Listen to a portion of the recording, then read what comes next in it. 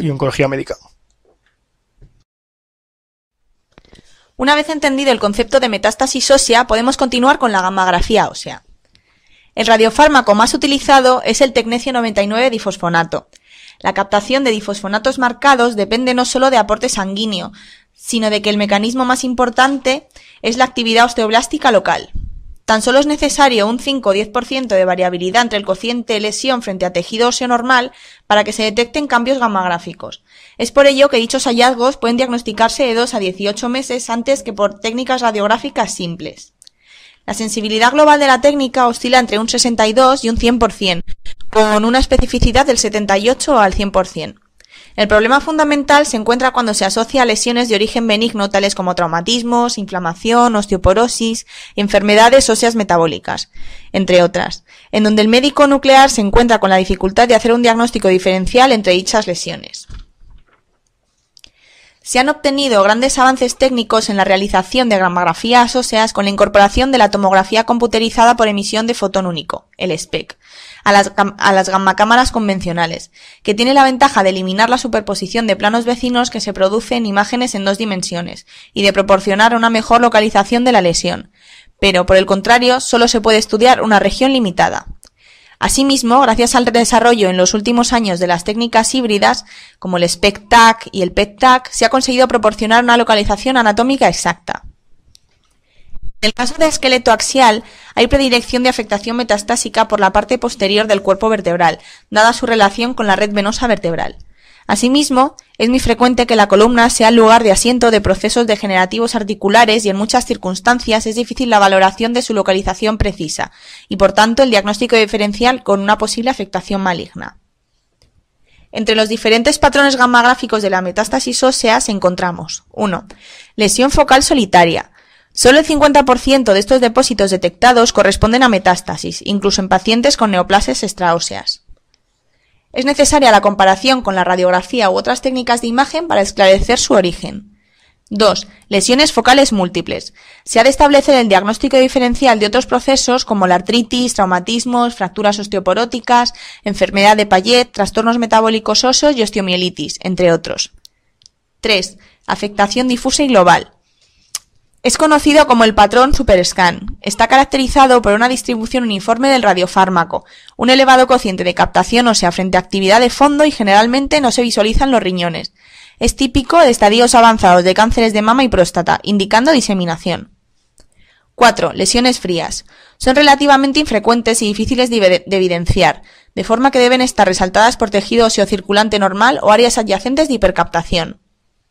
Con respecto a los pacientes que están en tratamiento, una disminución de la intensidad de captación o la desaparición de las lesiones descritas en estudios previos es indicativo de buena respuesta a dicho tratamiento. Hay que tener en cuenta que todo proceso de reparación requiere un aumento de actividad osteoblástica, hecho en el que no debe malinterpretarse como progresión. Es por ello que se debe tener en mente el denominado fenómeno FLAIR o de la llamarada en todo paciente en el que se observe un aumento de la intensidad de captación de lesiones ya evidenciadas anteriormente, o una aparición de nuevas lesiones no descritas previamente. Este aumento de la actividad es indicativo de proceso reparador y no de enfermedad progresiva. La columna consta de 33 vértebras que protegen la médula espinal y brindan estabilidad al torso. La región inferior de la columna se denomina columna lumbar. Esta región de la columna es la zona más común de dolor de espalda. Cuando existe algún tipo de dolor en la región inferior de la espalda, el médico puede realizar una gammografía ósea para determinar la causa. Este estudio consiste en inyectar un químico radioactivo, denominado trazador, en el torrente sanguíneo. Esta sustancia química se adhiere en las zonas donde se produce una gran cantidad de hueso nuevo, lo que normalmente indica que hay daño óseo de algún tipo. Se utiliza una cámara gamma para detectar la sustancia química en los huesos y crear una imagen digital. La gammografía puede mostrar las zonas que presentan alguna anomalía, como infecciones, tumores óseos y fracturas de columna. Este estudio también puede utilizarse para determinar la densidad ósea y la evolución del debilitamiento de los huesos en caso de osteoporosis. Después de localizar las zonas que tienen algún tipo de anomalía, se llevan a cabo estudios más específicos para determinar el mejor método de tratamiento. Pero, ¿entonces podría estar extendido? Podría ser, sí. Para comprobarlo existen muchos métodos que nos pueden ayudar a salir de dudas.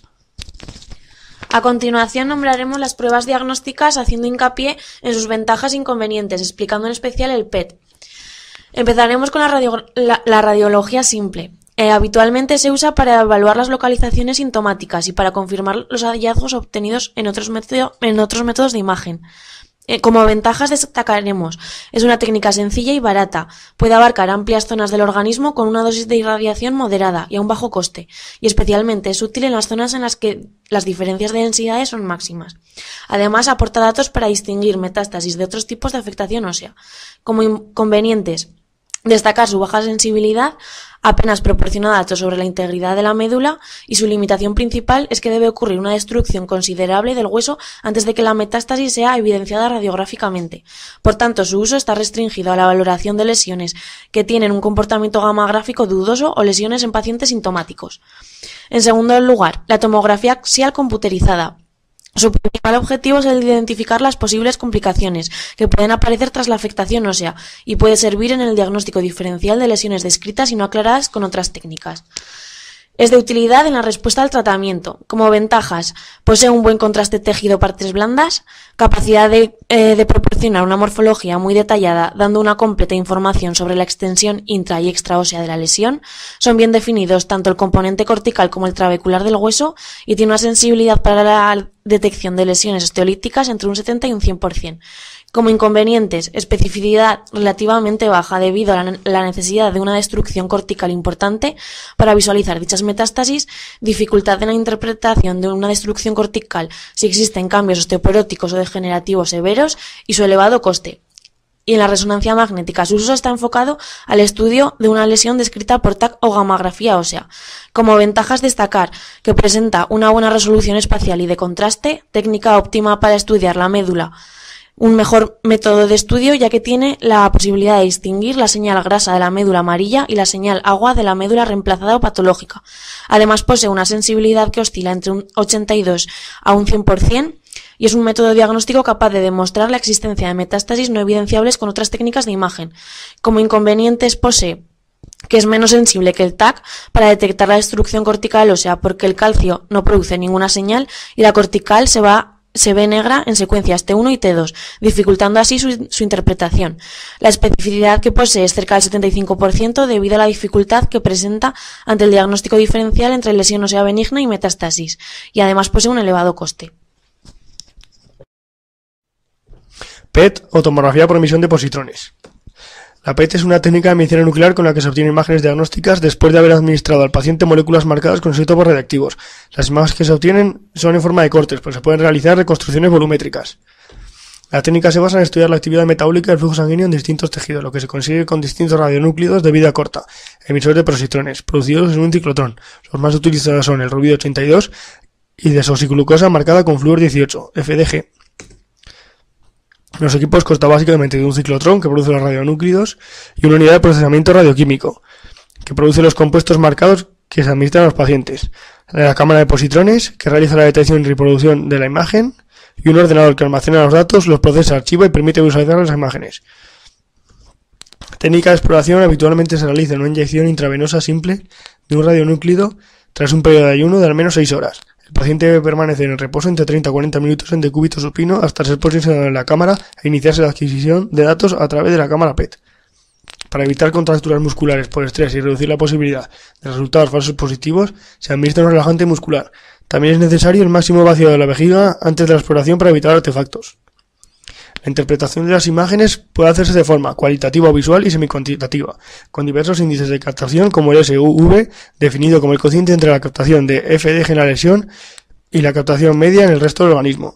El valor umbral más aceptado para diferenciar las lesiones benignas de malignas se sitúa en torno a 2,5 a 3 para tejidos blandos y a 2 para lesiones óseas. Los cambios en la fisiología tumoral se representan de forma más precoz que los cambios anatómicos, por lo que la PET-FDG permite detectar las alteraciones bioquímicas y fisiológicas ocasionadas por procesos tumorales cuando aún no se evidencian con otras técnicas de diagnóstico por imagen. Contraindicaciones. Las afecciones generales graves que imposibiliten la movilidad del paciente durante la realización de la prueba y la diabetes mellitus mal controlada.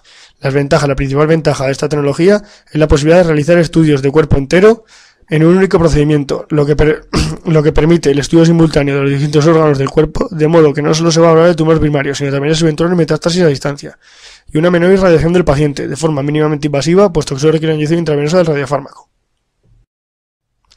Actualmente, cada vez es más frecuente asociar las técnicas PET con técnicas morfológicas como el TAC. El corregistro de estudios de medicina nuclear con información estructural obtenida mediante métodos radiológicos permite una correlación exacta de datos moleculares y anatómicos en la misma imagen. Además, este sistema permite el uso del TAC para la corrección de la atenuación de las imágenes PET, y de esta forma se reduce el tiempo de adquisición de imágenes. Existen dos formas para fusionar las imágenes. La primera sería obtener las imágenes en sesiones diferentes y luego juntarlas mediante un programa informático, pero tiene el inconveniente de que el paciente puede cambiar de postura y que la alineación sea exacta. Y la segunda, que es la más reciente, son los nuevos sistemas híbridos PET-TAC que integran en la misma máquina un escáner TAC y otro de PET situados en línea y que permiten la adquisición de imágenes combinadas en una sola sesión.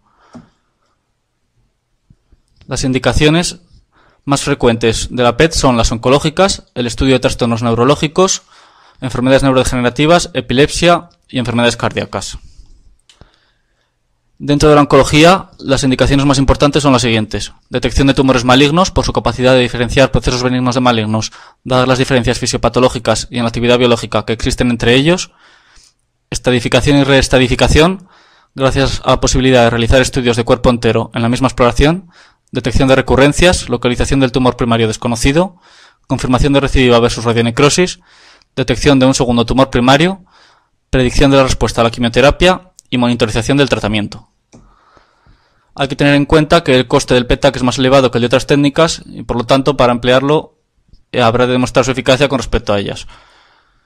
Y en el cáncer de mama las indicaciones del PET-TAC son las siguientes. Para la estadificación ganglionar inicial en determinados grupos de riesgo, también para confirmar la presencia de recurrencias tumorales y para detectar metástasis a distancia en la estadificación inicial previa al tratamiento.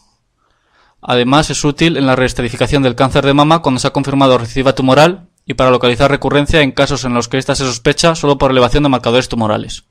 Para estudiar metástasis óseas, la PET-FDG y la gamografía ósea serían complementarias.